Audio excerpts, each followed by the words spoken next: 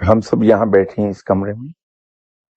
اگر اس دروازے کے باہر ایک شدت کی آواز پیدا ہو، پہلے پلٹ کے دیکھیں گے. اگر کچھ دکھائی نہ دے تو ہم کھڑے ہو کے دیکھنے کی کوشش کریں گے.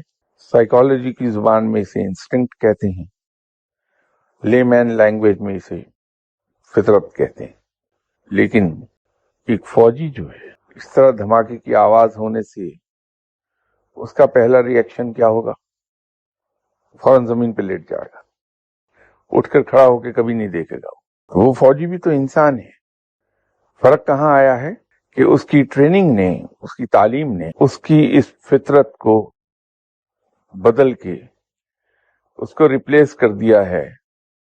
اسی لیے تو ان چیزوں کا انعام بہت ہے کہ انسان کو ان چیزوں سے لڑنا پڑتا ہے اور اپنی ٹریننگ کرنی پڑتی ہے.